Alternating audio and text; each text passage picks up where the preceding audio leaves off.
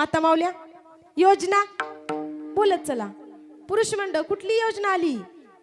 आ लाडकी बहीण योजना. काय माता माऊल्यांची हवा चालली, काय माता माऊल्या बोलते त्या.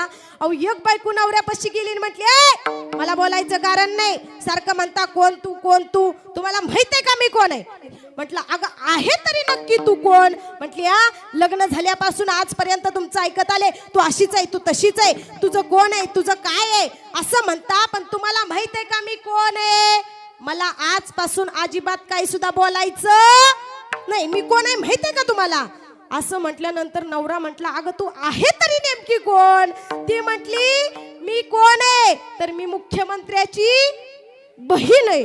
नवरा म्हटला तू आणि मुख्यमंत्र्याची बहीण?